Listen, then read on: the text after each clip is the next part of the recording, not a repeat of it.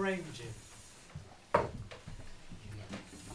Brain gym is something that has been used for people who are dyslexic in order to balance the right and left hand hemispheres, because that's the reason why people are dyslexic, is because they haven't got a connection between the left and the right hand hemispheres.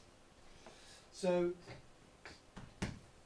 excuse me, in order to achieve the balance between the left and right hand brain, you have to do this. So if you could just do that for a minute. Not difficult. Just a gentle stretch of the legs. You're enjoying this, aren't you? What comes next up? So okay, so what they got people who have dyslexia to do is to do that regularly once a day, and they found that it built connections between the left and the right hand hemispheres and made them less dyslexic. But also for just normal people, it does actually change your state, because it balances the left and the right hand hemispheres. If you're in a logical mood, it will tend to balance it and make you more creative, because it's bringing the two together. Or if in a creative mood and need to be logical, it will tend to make you more logical, because it's building connections between the left and the right hemispheres. Now, if you really want to be clever, you can do the Morecambe and Wise brain gym, which is a bit more difficult.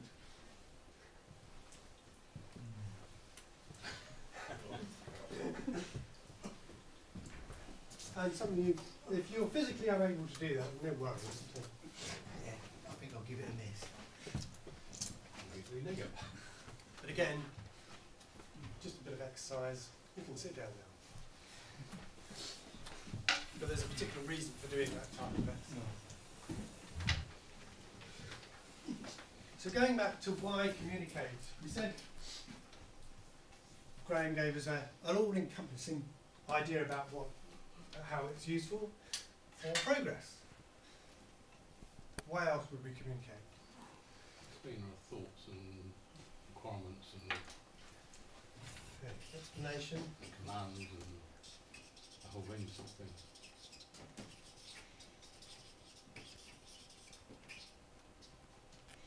There's a whole raft of stuff about telling other people what we're about. What about danger as well? Danger. How do you mean? Communication, when we were supposedly primitive, communication was a way of communicating to your members of your tribe an impending danger. Okay. You thought you were a meerkat, didn't you?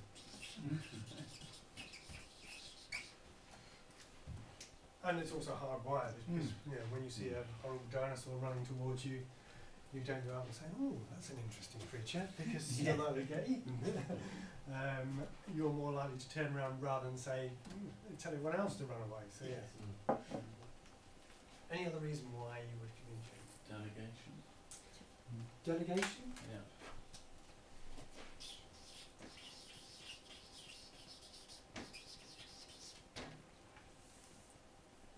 Anything else? Explanation of requirements. Yeah, well, explanation of thoughts and requirements, I think probably covers it there, yeah.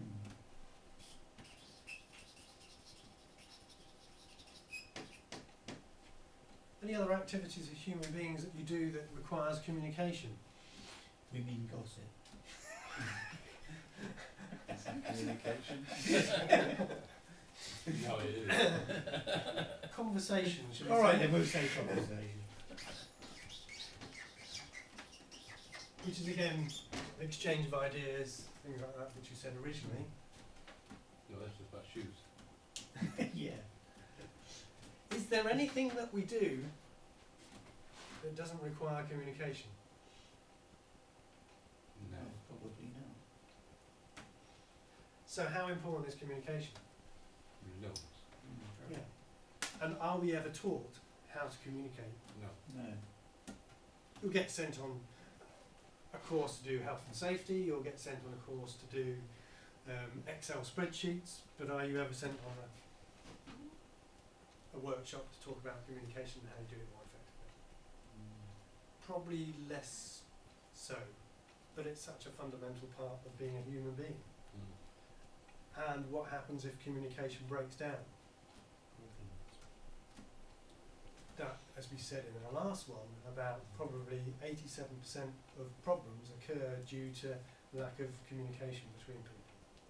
That's the problem with a lot of businesses. If they, in the end, they want you to go down the road that they're going down, but to the workers, they still say we won't be inclusive, we want you to be part of the team, all this sort of thing. They don't believe it themselves. They just say it's not bollocks. Well, there's nothing but something that happened in, I think it's the 80s, it was the total quality management, where they actually started to talk to the workers about how to change things and how to put in place continuous improvement. And that's why Japan became one of the top producers back in those days, was because they had the TQM. But they were clever because they didn't invent it. The Americans invented it and ignored it completely. The Japanese picked it up and ran with it. Yeah. Same as the space age, when the Americans spent millions of pounds trying to create the pen with a heart, so that it would work in space. The Russians just took pencils. Yeah. Simple. So how we say, well, why do we always look to the Americans for the ideas? Probably because they don't bother to take them up. Yeah, it's got fun. So really, communication is something that we really need to understand in order to be successful as individuals, as businesses, as countries. So what is communication? Interaction.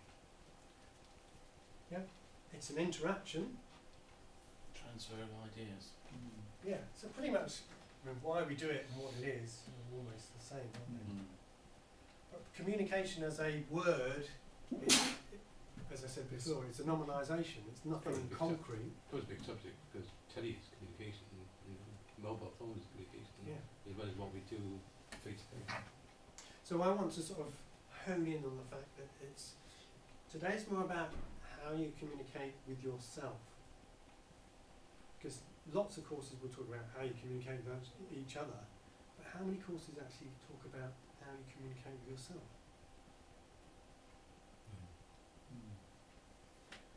And that's probably one of the most important things we can do in order to develop ourselves. Be able to communicate more effectively with ourselves.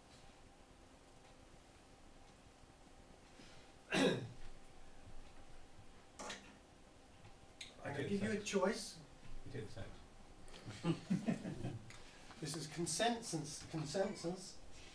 To show you about how we communicate, a way of communicating. As a group of 1, 2, 3, 4, 5, 6, or Sue, you can join in here if you wish. What I'd like you to do is to choose someone who is going to be the spokesperson. And you can do that now. Who would you like to choose to be the spokesperson for your group? Typical red behaviour. Exactly. You can do it. Why not Andreas? Andreas, do you mind being the spokesperson for the group? Okay. So you've chosen sex. What I'd like you to do is to write on a piece of paper separately, without conferring. We've chosen sex. No, I chose it. We didn't. Yeah, we didn't. He chose it for you. You can choose education if you wish. I'll go for education because more. Now we'll have sex. Thank you. Was that an invitation? It'd be smart, wouldn't it? Communication. Communication, yeah. Made him smile and you made you go red.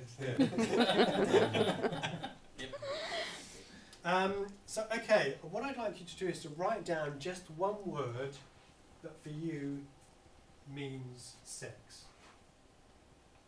Okay? So one word that means sex to you. No conferring. Don't show anyone else Just a piece of paper. Just one word.